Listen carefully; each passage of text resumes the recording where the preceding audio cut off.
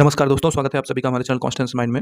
UGC के notification के ठीक 1 महीने बाद जेएनयू ने 26 अप्रैल को ये नोटिस डिक्लेयर की। तो अब इस बार का जो पीएचडी एडमिशन है उसको लेकर ये नोटिस बहुत ही महत्वपूर्ण है। तो इसकी बात करते हैं आगे इस वीडियो में। तो जब आप जेएनयू की वेबसाइट पर आएंगे तो आपको एडमिशन सेक्शन में ऊपर ही एक नोटिस दिखेगी, notice regarding admission to PhD program in JNU for academic year 24-25। इसे हम ओपन कर लेते हैं।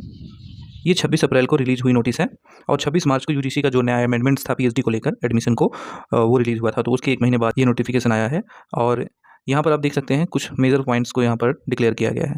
जैसे कि इन्होंने पहले बताया कि जो नेशनल एलिजिबिलिटी टेस्ट है नेट, उसमें जो भी अमेंडमेंट्स हुए हैं नेप 2020 न्यू एजुकेशन पॉलिसी को लेकर, वो सराहनीय है और ये जो है जो पीएचडी एडमिशन के छात्र हैं या यूजीसी नेट के छात्र हैं उनके लिए एक अच्छा कदम है। तो यूनिवर्सिटी ने इसकी तारीफ़ की। उसके बाद जो है इन्होंने बताया कि जो इसके फीचर्स हैं पीएचडी एडमिशन के लिए वो इस तरह से हैं कि जेआरएफ पहले कैटेगरी में जेआरएफ को रखा गया है एंड दूसरी कैटेगरी में नेट और यानी कि only net for assistant professorship and only PhD admission के लिए।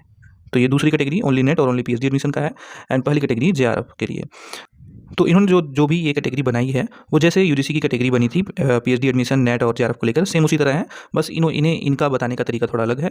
जैसे कि कैटेगरी 1 जो था यूजीसी के द्वारा डिक्लेयर किया गया कि नेट विद जेआरएफ, ये पहली कैटेगरी एंड दूसरी कैटेगरी जो है वो अगर उसकी बात करें तो ये ओनली नेट, ठीक है, ये ओनली नेट है एंड तीसरी कैटेगरी में अगर आप देखेंगे तो आता है ये ओनली पीएचडी, ठीक है। तो इस तरह से ये आपकी कैटेगरी बनती है।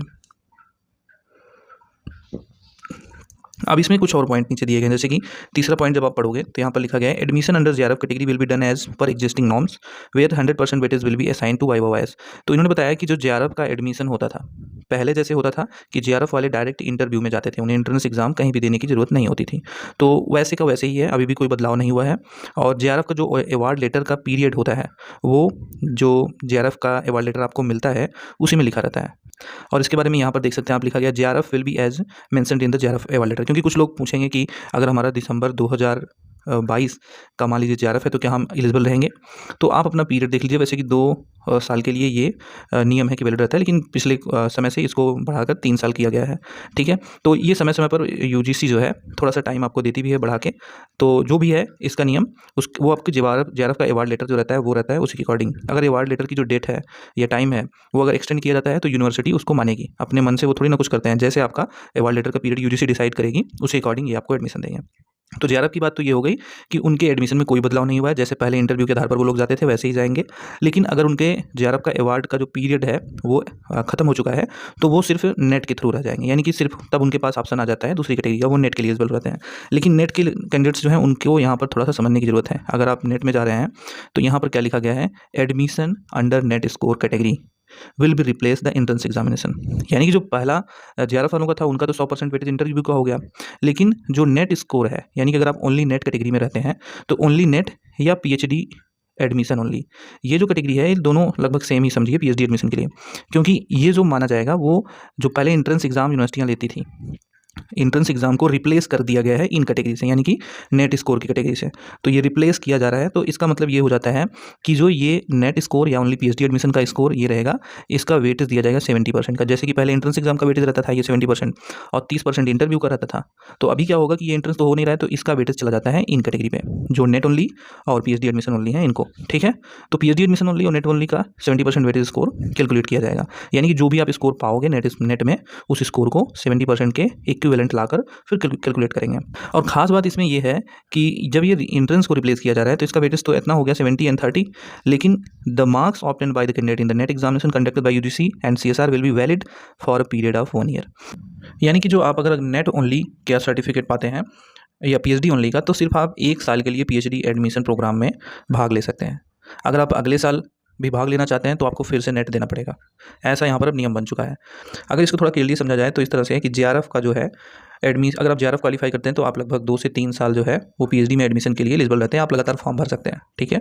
अगर आप नेट ओनली क्वालीफाई करते हैं यानी कि नेट ओनली, तो आपके साथ ये होगा कि आप केवल 1 साल के लिए पीएचडी एडमिशन में पार्टिसिपेट कर सकते हैं। जैसे कि कुछ लोग पूछ रहे थे कि हमारा नेट है तो क्या हम नेट है तो हर समय एक बार नेट क्वालीफाई करके हर बार हम पीएचडी में एडमिशन लेने के लिए जा सकते हैं। तो इस नोटिस के अकॉर्डिंग ये क्लियर हो रहा है, जैसा लिखा गया है कि 1 साल मात्र के लिए एलिजिबल है। और same as it only PhD के लिए अगर आप क्वालीफाई होते हैं ओनली पीएचडी का अगर आपको सर्टिफिकेट या स्कोर मिलता है तो भी आप केवल 1 साल तक की पीएचडी में एडमिशन ले सकते हैं। लेकिन ये जो नेट और जेआरएफ ओनली का अगर आपको सर्टिफिकेट मिलता है तो इसका एक बेनिफिट और आता है कि आप असिस्टेंट प्रोफेसरशिप के लिए एलिजिबल हो जाते हैं। यानी कि असिस्टेंट प्रोफेसर बनने के लिए आप कहीं भी एप्लीकेशन कर सकते हैं। तो इन दोनों का तो एक और एडवांटेज है। लेकिन अगर आप इसमें आते हैं तो ये टाइम पीरियड हमने आपको बता दिया। उम्मीद है आप समझ गए होंगे। बाकी अगर कुछ कमी रही है या हम समझाने में कुछ आपको पीछे रह गए हैं तो उसके लिए माफ़ी चाहते हैं। ई प्रोस्पेक्टस जो है इसका वो बहुत जल्द ही यूनिवर्सिटी डिक्लेयर करेगी। कहा जा रहा है इसमें कि PhD for admission session E prospectus will be made available shortly on the university website. तो ये जब ई प्रोस्पेक्टस आ जाएगा तो इससे काफ़ी चीज़ें और क्लियर होंगी। तो हम एक बार फिर से और वीडियो बन जाएगी। और जो 2024-25 सेशन का ये एडमिशन है, अब जो यूजीसी नेट का स्कोर आएगा, यूजीसी नेट का जब एग्ज़ाम होगा जून 2024 में होने वाला है। जो इसकी डेट अभी है 16 जून, ठीक है। लेकिन ये डेट आगे बढ़ भी सकती है क्योंकि यूपीएससी का एग्ज़ाम जो है वो इसको क्लैश कर रहा है। तो डेट ये आगे बढ़ने के चांसेस हैं। अभी इस पर कुछ कहा नहीं जा सकता। लेकिन ये एग्ज़ाम जून में ही होगा, जो भी डेट पे हो। उसके बाद आगे की एडमिशन की प्रक्रियाएँ स्टार्ट होंगी। लेकिन यूनिवर्सिटी ऐसा भी कर सकती है कि जो जेआरएफ कैंडिडेट्स हैं, क्योंकि उनको डायरेक्ट इंटरव्यू में जाना है, तो ऐसे कैंडिडेट्स को ये मौका अभी दे सकते हैं, ठीक है। 2 पार्ट में एडमिशन ले लेंगे, उसमें क्या है। तो इस तरह से ये प्रक्रिया हो सकती है। तो देखते हैं आगे की जो अपडेट आएगी उसको आपको बताएंगे। अभी के लिए इतना ही। नमस्कार।